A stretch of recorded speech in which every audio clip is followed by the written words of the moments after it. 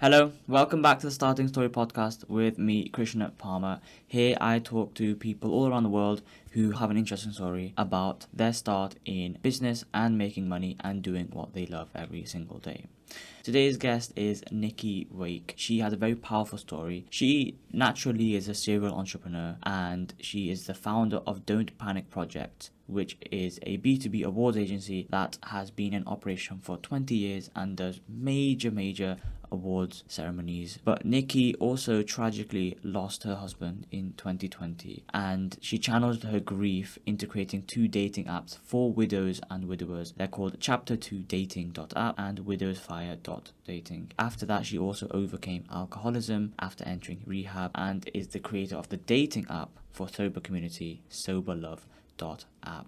These are three massive passion projects which Nikki combined with her grief, with her passion, and with her serial entrepreneurialism from her previous business has made and is trying to get more and more people onto these apps. So as you can see, a really interesting story, someone that I've not had on the podcast at all. So I look forward to talking to Nikki about not only her grief, how she's handled it, how she's navigated that, and how she is starting these apps and building them up with all her skills. Join me as I speak to Nicky Wake about her starting story.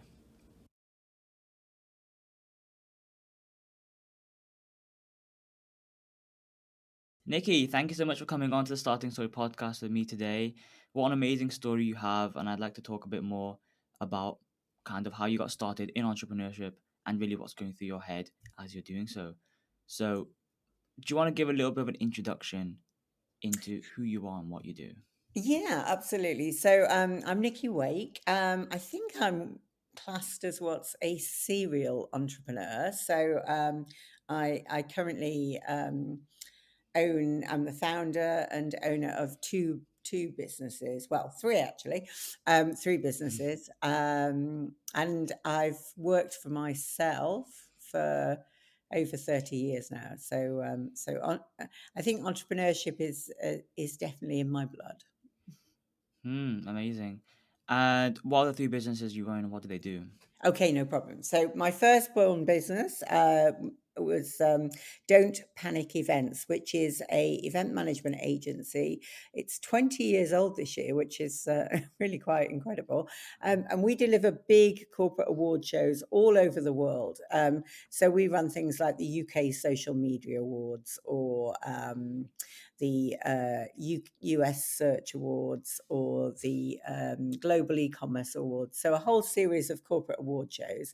And that business is based in the UK and employs 20 people. And we deliver events literally all over the world. So we can be in Melbourne one week and we can be in Dubai the next, depending on what it is that we're delivering. And Amazing. then in addition to that, a couple of years ago, I started a niche dating app business. So my business, Chapter2 Dating Limited, owns three niche dating apps. Chapter2Dating.app, which is for widows and widowers who are looking for their next chapter. WidowsFire.Dating, which is a casual hookup site for widows and widowers who aren't ready for a serious relationship, but looking to scratch an itch, so to speak. And then I run SoberLove.app, which is a dating app for the sober community. Amazing. So what it's very niche, but you can tell there's clearly a market for it because if you know the people you're reaching out to, widows, widowers, and the sober community, these people clearly need that connection, and normal conventional apps don't have those filters, right? Yeah, no, that's very true. I believe personally, I'm a widow, and I believe that widows and widowers are uniquely placed to understand each other and understand the complexities and guilt around dating after loss. I'm Mm, also sober. And I understand personally. So, all of my dating apps, although they're niche, they were founded in my own life experiences. And I believe that people in the sober community struggle to date mm, on conventional mainstream dating apps because so much of modern day dating is wrapped up in let's meet for a drink, let's have a beer, let's yeah. and therefore I know that as a sober person I would really only want to date somebody who was supportive of my recovery or Mm. who understood my reasons for not drinking. So they may be niches, but they're actually quite big niches. I mean, obviously, I looked at research into those niches before I founded those businesses.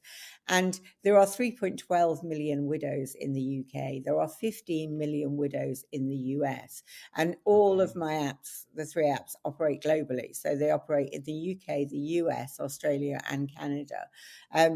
In terms of the sober market is massive. Around 35% of Americans over the age of 18, over the age of 21, don't drink. So, yes, they're niches, but they are big niches, and people within those niches very much want to date other people um, with Mm. a similar thought process, lifestyle, and understanding. Wow, I didn't know that statistics were so large. Yeah, yeah, It indeed. just shows, even though they're niches, it begs the question why something like this hasn't been created before. If there is such a huge I know. community I that's mean, kind of waiting for it. yeah, I was incredulous. I mean, the idea for Chapter Two dating, I was quite happy with my one business, Don't Mm. Panic Projects, before sadly I lost my husband, and then when I started um, thinking about dating again a couple of years after that loss, and I found how hard it was to date as a widow. I Mm. then sort of thought, well, there must be a dating app for widows and widowers, and so I went on the Google Play Store and I went on the App Store, and there wasn't, and I was Yeah. incredulous. And as a natural entrepreneur, I just couldn't stop myself. It was like, okay, the very best businesses are ones that solve problems. And if those Yeah. problems come from personal experience, you've got a unique understanding of what the market needs.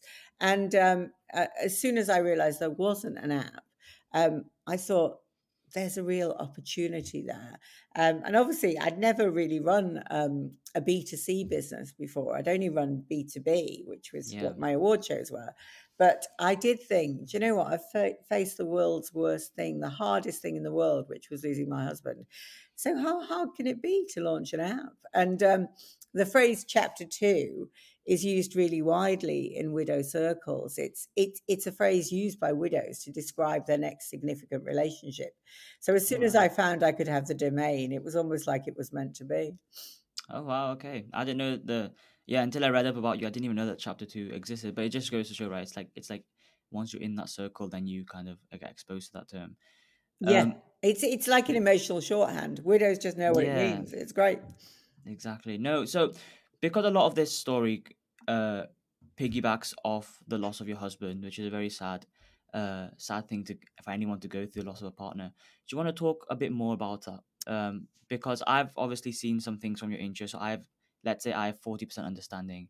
The listeners will have 0% understanding, and you obviously have 100%. Do you want to bring us up to some Yeah, of level of course, no understand? problem. So in 2017, I was living literally my best life. I was running a very successful events company, Don't Panic. We were turning over £3 million a year. I was flying around the world business class, sipping champagne, coming home to our beautiful little nuclear family, and life was pretty perfect. And then in Mm, 2017, my husband suffered a series of heart attacks, the last of which happened at home, and I ended up doing CPR for 40 long minutes. During those 40 minutes, he tragically suffered a catastrophic brain injury through lack of oxygen to his brain. mm, He was rushed into ICU and put in an induced coma. And I began a bedside vigil, praying and hoping for 2 weeks that everything was going to be okay. Um, his consultant came to me after 2 weeks and said, "I'm sorry, Mrs. Wake, but your story doesn't have a happy ending." And he had suffered this catastrophic brain injury, which left him profoundly disabled, unable to walk, talk. He didn't know who I was. He didn't know where I was. He didn't know where he was. His he his life was destroyed, and he was profoundly disabled with absolutely no hope of recovery. So I entered this awful phase of anticipatory grief, of knowing I was going to lose him but not knowing when. And then COVID hit the headlines in 2020, and I just knew that was the beginning of our end.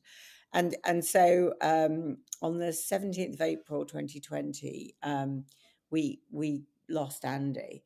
and I became a widow. Now, that is a club that nobody wants to join, and it's a club with the highest admission price. Mm. And I found this whole new world of being a widow. But I did join an amazing charity called Widowed and Young, who helped me find a sort of tribe of widow warriors to help me navigate this new strange landscape. And at one of those talks, people spoke about a chapter two. And I thought, what's that? And chapter two describes the next significant relationship you have. And I was Mm. just about ready to start dating. And so I went on to, it was Tinder then.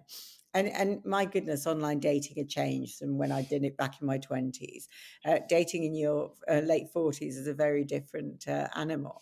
And I, I was horrified by what I found. You know, it's full of rude photos and married men and ghosting. And I thought, what I need is a widower. I need someone who understands the complexities of dating after loss. And I thought, well, there must be an app for widows and widowers. I looked online and there wasn't. And that's when I registered the domain name chapter2dating.app. I've done 3 fundraisers. Um, and we are now, well, we started in September 2022, so hurtling towards our 3rd year anniversary, and we now have 20,000 members all over the Amazing. world. We've created 4 marriages, about 20 engagements, and thousands of happy relationships. Wow. That was the first part of the business. And then in 2024, I checked into rehab. My drinking, I got through grief by clinging to drink, and my drinking had got to Right. a point where it was uncontrollable, and I couldn't stop drinking on my own. So I checked into rehab.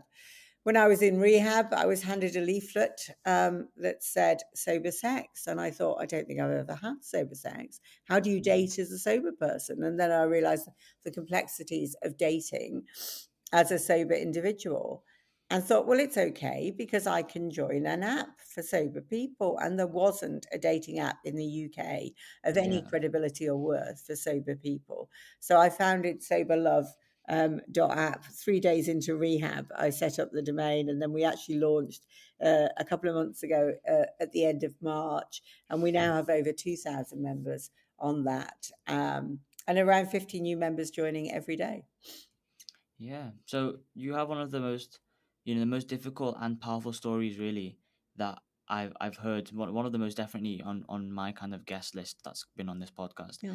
And it's incredulous that you've completely kind of pivoted that around into what you have done. But kind of when you were starting, what was your initial process with the grief? I suppose I do want to talk about the business, but I Yeah. want to also, 'cause business is it's such a life work, and yours is even more so. It's like a passion project, so you really have to give all of your own personal energy to it. And obviously, if that energy is swayed by maybe grief or by drinking or by any other uh, issue, then it can have a direct impact on your business and your kind of relationship with money and things. So when you were going through the grief, how did you kind of navigate that, which is difficult? And how did you even think that I could maybe start a business, even though you're kind of in this cloud maybe of grief?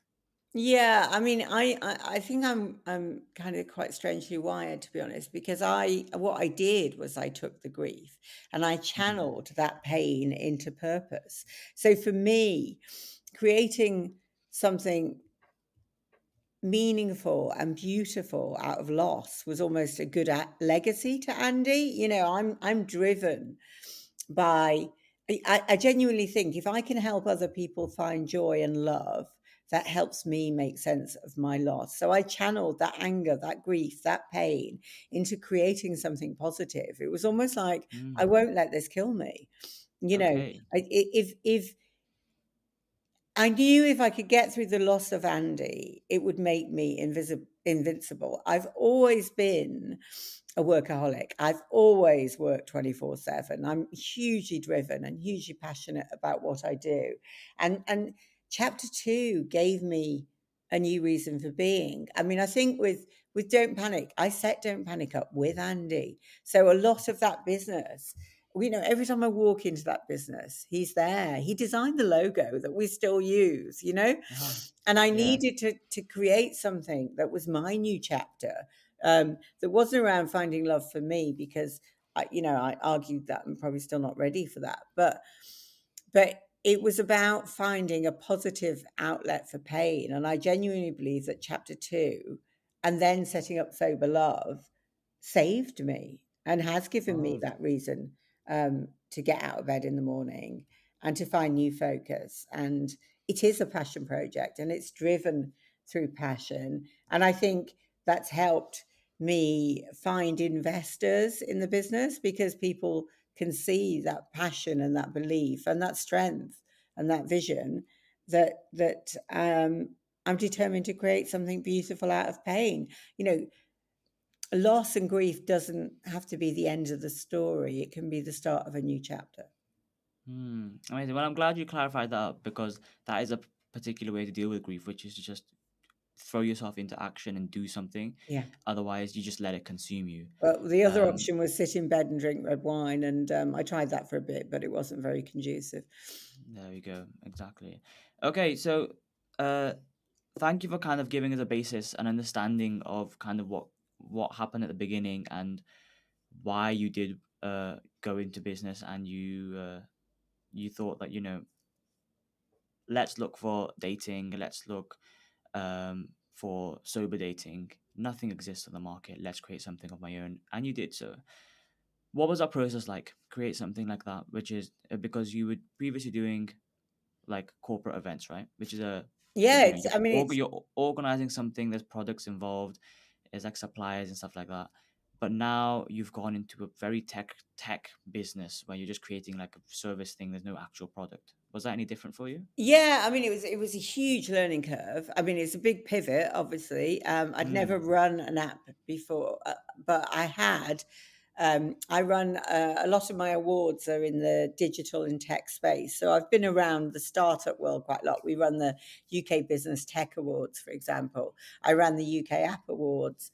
Um, I've run, the UK Social Media Awards. So I've been around a lot of the digital creative tech scene. I knew a lot of high net worth, successful entrepreneurs, many of which I knew liked and trusted me. So I convinced, I now have 15 investors. So I convinced them to invest in the business, because in the UK, when you invest as a high net worth individual, you can get SEIS or EIS tax relief on their mm, investment. So it's a good tax incentive to do that. Um, there were challenges. I use a white label platform for the app, so I'm very blessed that my white label provider has an in-depth understanding of the tech space and of the dating industry and specifically. So he's really helped me hit the ground running in making sure that I've got a product that works, i.e. the app. We've not had one yeah. single technical problem in 3 years, which is amazing with a piece of Wow. tech. Um, and he gave me a lot of industry knowledge and understanding. So I've built a really good team around me. I mean, I think one of our biggest successes has been PR. So my story is very PRable. The idea Yeah. of a widow starting a dating app for widows. So there was one point where I was in every woman's magazine in the UK, I think, and we were on all the broadsheets and tabloid newspapers with various stories. And I've still got a great PR agency who make sure I'm hitting the headlines on a weekly basis. So that's been a big part of our success in raising awareness of the app. But yeah, it's been a challenge, but I think as an entrepreneur, you rise to the challenge, and you're always interested in creating something new. Yes, the safe thing to do would have been to sit and just continue with my events business, but Yeah. actually, I thrive on the new challenge and on creating something new and with meaning. I think this business, I mean, obviously, Don't Panic is a great business, and we give out awards to people, and that has a sense of meaning. But this is actually about changing lives. Yeah, exactly. Literally changing lives and really solving a problem that hits deeper home for a lot of other people, who would not have the courage like you to create something that solves a problem. So they will just deal with the problem, Yeah. um, without anything to kind of help them. So yeah, you've not only are you helping yourself, but you're really helping other people that can't speak up.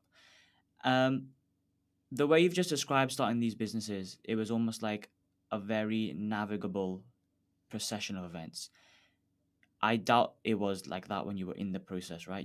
There's probably a lot more uncertainty. You didn't know what the next step was going to be. Yeah, and So to some extent, I still don't. I mean, there, that is the nature of entrepreneurship, isn't it? mm, It's not easy and it's not straightforward because if it was, everybody would do it. yeah, But my I'm very good at putting good teams around me. So, I am not a spreadsheet or numbers girl. So I make sure I've got a very good accountant or an FD. And I've got an amazing non-exec director who keeps me on the straight and narrow. I'm all about the big idea. And then what I need mm, to do is have a team to help me deliver that idea. So it's about working with amazing suppliers, working with trusted advisors, um, and listening to advice. I think, as an entrepreneur, you often think you have all the answers. Well, you don't. yeah, And then the other part of that jigsaw puzzle is just working bloody hard. You have to put the hours in. I work 24/7. I work across 4 time zones.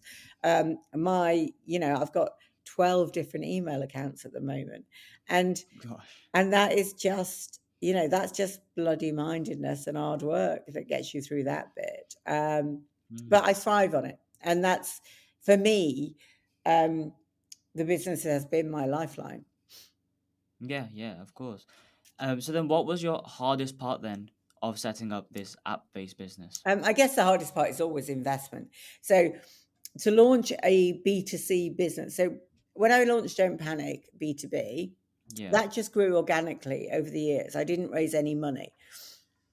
I've always just created events that make money that then give me money to create the next event. That's kind of how that worked. But right, with an okay, app, I knew that I had to invest heavily in the app build, in marketing, in PR. So I had to go out and do a fundraise. And I've now completed three. I'm currently on my fourth fundraise. So having to pull together an investment deck to go out and to sell yourself to people, to get them to part with their hard-earned money and trust you to make a viable business out of it is the biggest challenge. And I think for most entrepreneurs, that's the biggest challenge they will have is finding that funding, mm, and getting people to trust them. And we're currently in our fourth fundraise at the moment. Hopefully the last one, because they're hard work and they're tiring. But it's, I mean, so far we've raised over £250,000 um, to amazing. fund the business. The business is now cash generative. Um, but we're trying to just buy the last piece of tech. So that's what we're working on at the moment. But yeah, there's been a lot of sleepless nights, a lot of midnight oil burnt, and a lot of energy poured into this business. Yeah, what's the process like for a fundraiser for something like this? So the process is obviously get a killer idea. People buy people as well. So make sure you've got a strong senior team working on it. Pulling together an investment deck. I mean, in the UK, and I'm sure in other places they have similar. We have a great company called organisation that's government funded called Innovate UK, who can help you pull together an investment deck and get investment ready. Then Mm, it's networking, and it's basically getting out and about to lots of tech startup events, speaking to other investors, applying to investment funds, finding high net worth individuals. And then I just use a legal platform called Seed Legals, which makes the setup of a tech startup seamless and legally compliant.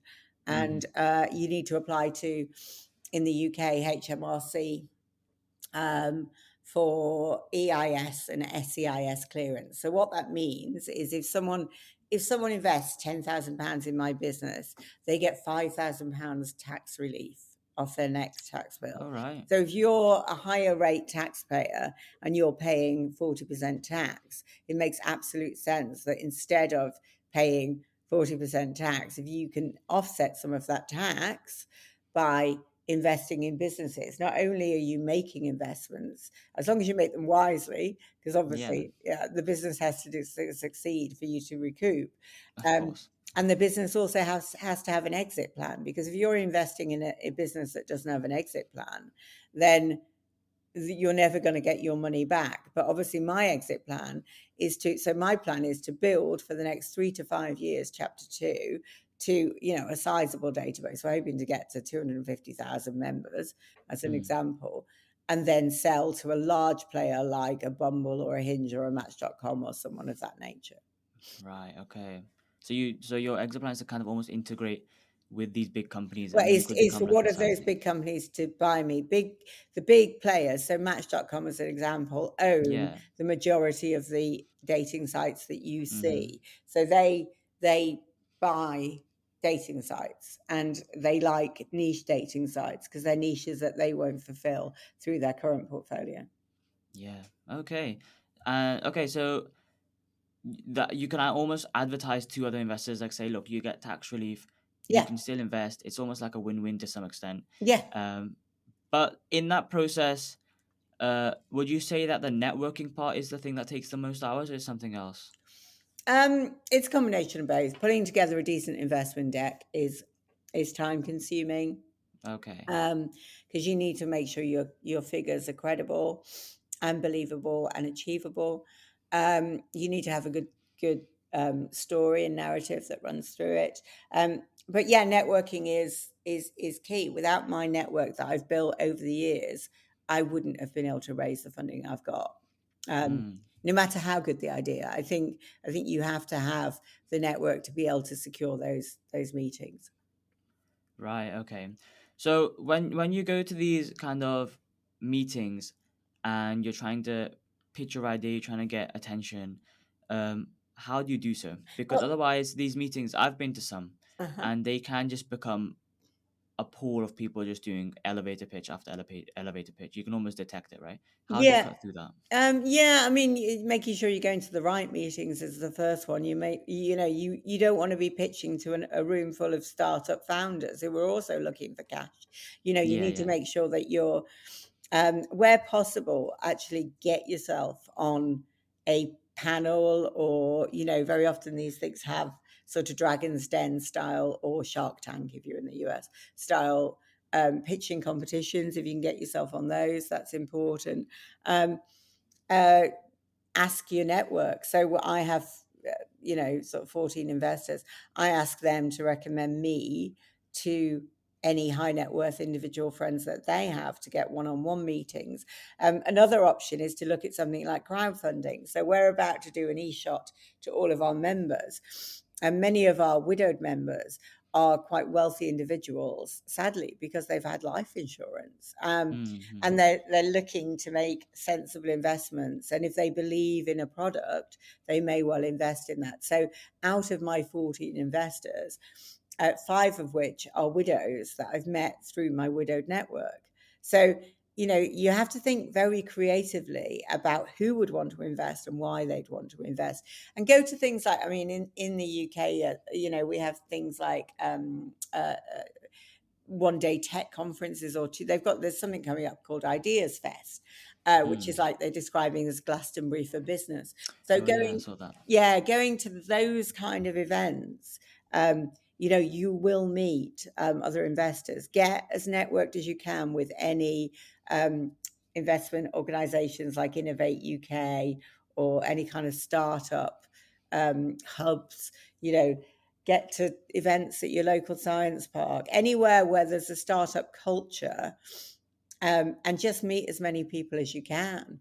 Um, Alternatively, find other people in your sector who are successful, who may want to invest in a startup in that world. But yeah, that's Okay. that's the biggest challenge, I'd say. If you've got a great idea, is whatever you think you need to fund it, double it for a start, because setting up businesses is expensive. Okay. So it's the funding that's the most difficult part. And it's the thing that's also the most crucial, Yeah, I'd say because so. because all these things, the costs add up, right? Yeah. And especially if you want to do it properly, like you have to you like, okay, I need to hire someone who controls this side of the business. I need to hire someone who does that side of the business, because obviously entrepreneurs can fall into the trap of thinking they can do everything, right? Well, And they can, although I would say, chapter two, you're looking at the entire workforce. I use freelancers and I use suppliers, mm, mainly to avoid huge startup costs. I know another app founder who hired a CTO, mm, a chief technology officer, which I just don't think you need as a startup. There are white label solutions out there that you can use. So start lean would be my advice. Yes, it's going to yeah, cost money to start up, but the last thing you want to be doing is either giving away sweat equity to people to join you or paying huge salaries. I'm 3 years into chapter two, and I've only just started paying myself because I take a salary from Don't Panic. You know, you can't expect to be able to make huge amounts of payroll without huge amounts of investment. And from my experience, that's quite difficult to secure. okay.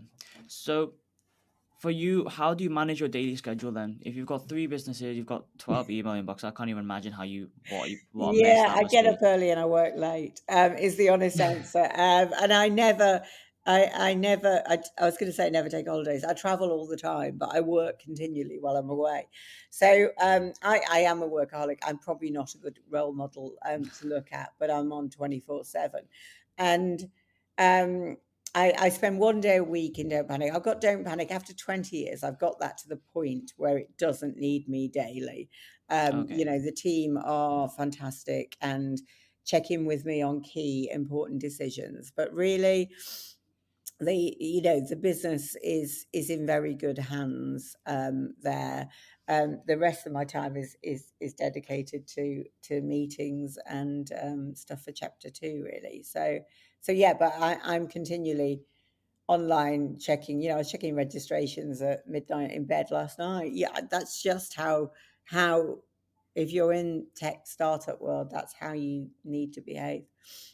Okay. And then when you're comparing, or when you've seen other people maybe with doing passion projects like you've done as well, where they're solving a very personal problem, um, what kind of things do you notice are the major hurdles in a project like this?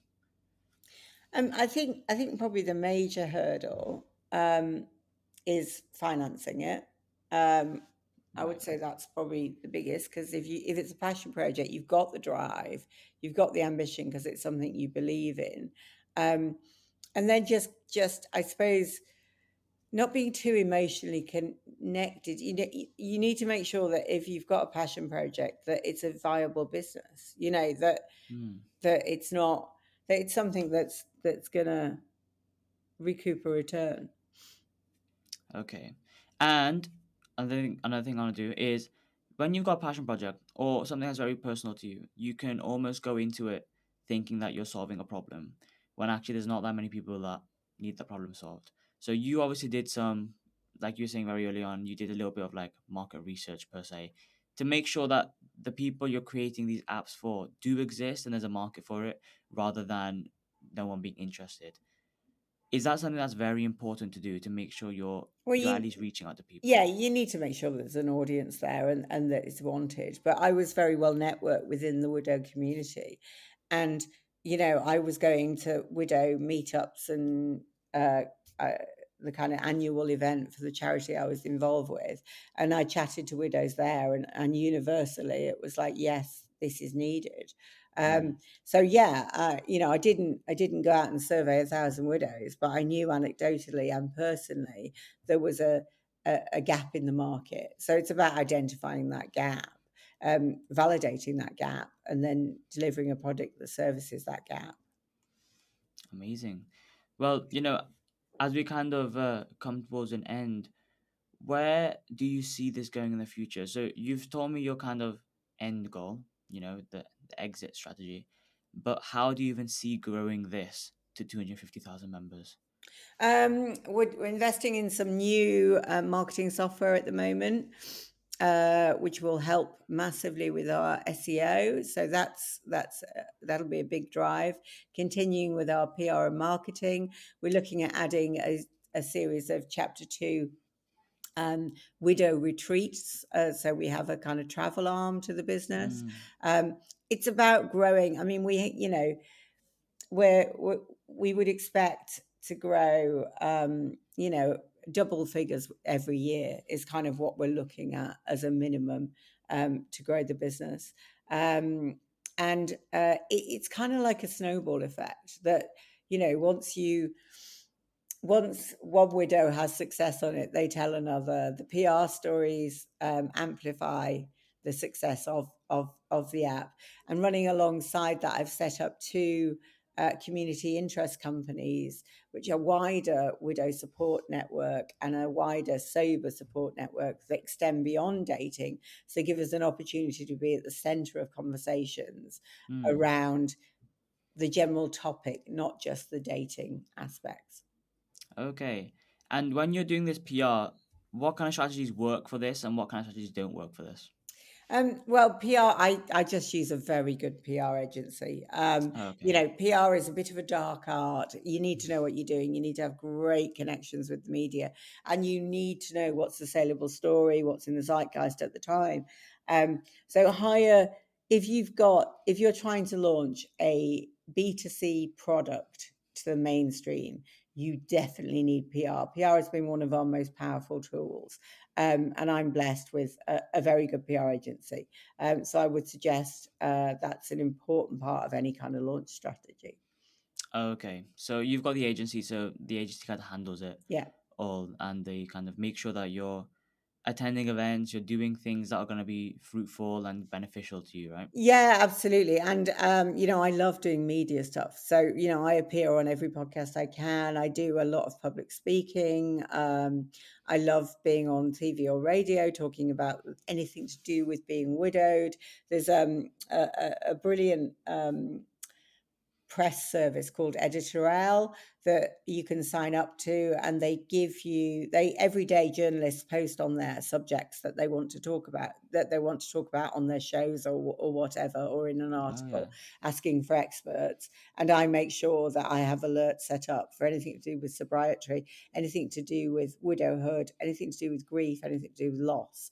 And I make sure that I have those alerts set up so I know when journalists need a spokesperson, and I make sure I'm available for that. So that's a really good tip.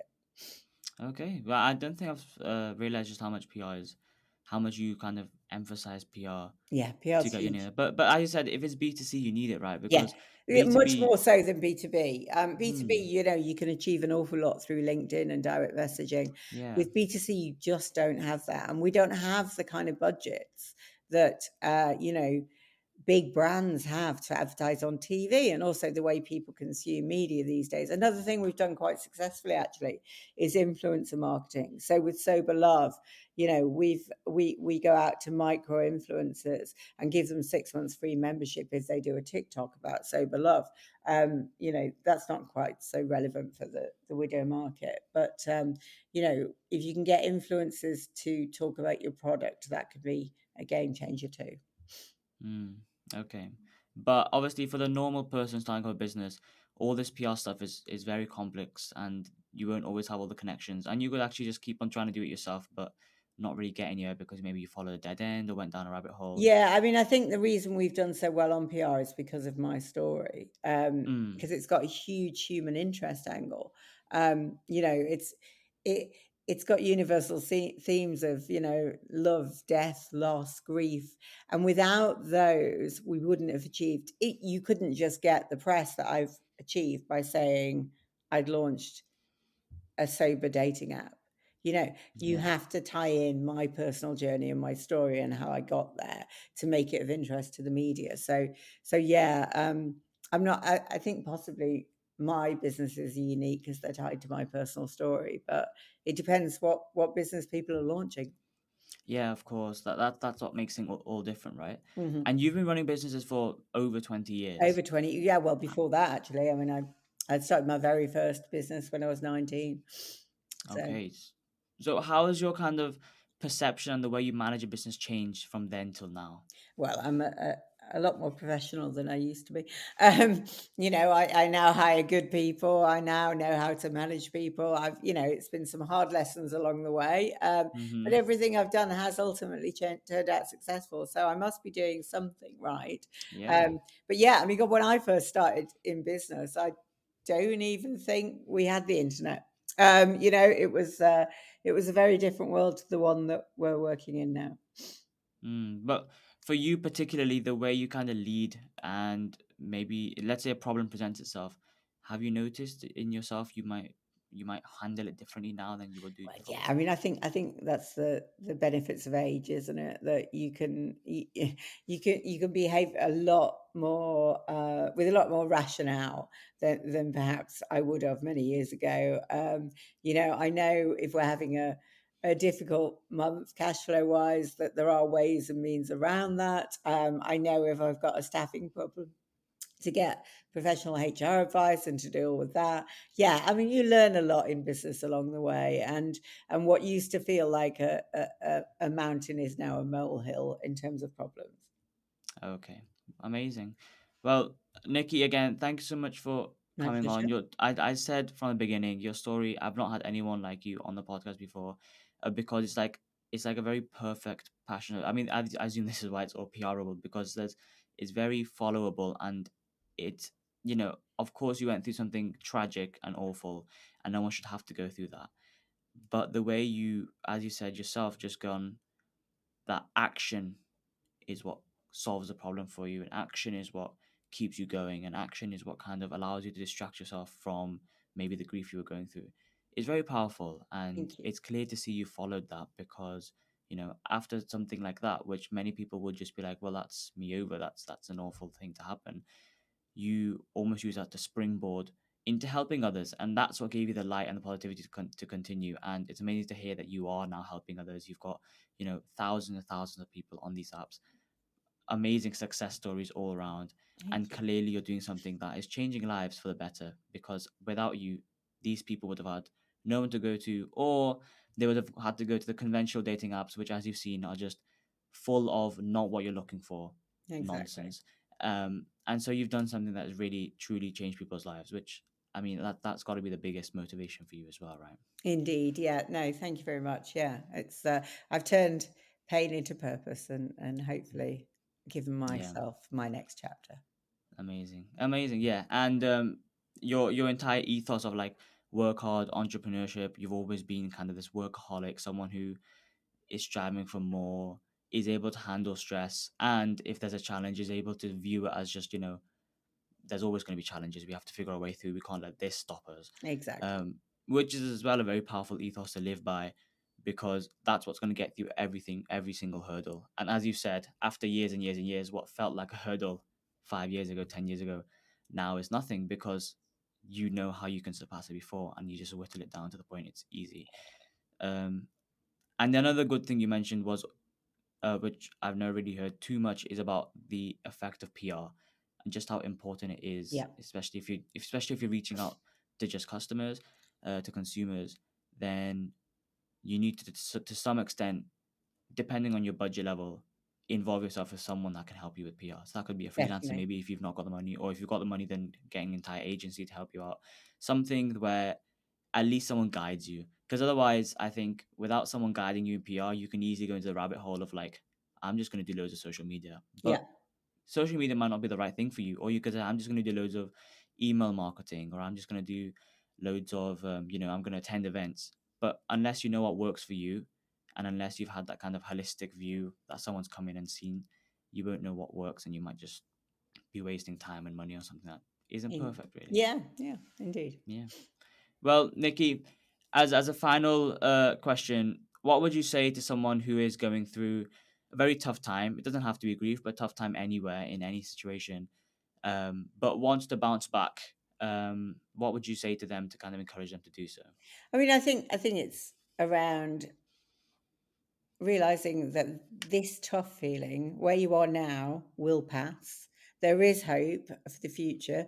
Try and channel some positivity out of your pain. You know, try and think, how could what kind of help would I need, and can I turn that into something positive?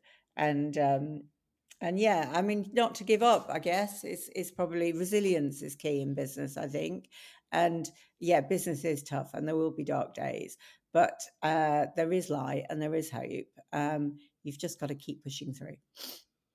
Yeah, I think another person said that, if you're going through a tough period, then you can feel like it's just you against the world. Yeah, Um, but if you can somehow find like-minded people, like you said, you found other widows. If you can find like-minded people who've also gone through that problem or experienced it, you can realize it's not really you against the world. It's a lot of you, and you can basically find out how other people have dealt with it. And it can give you that inspiration to move on rather than just trying to solve it all on your own. yeah, indeed.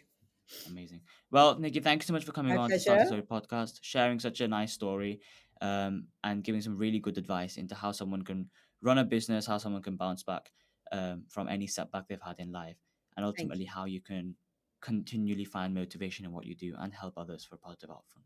Thanks for the opportunity. I appreciate it.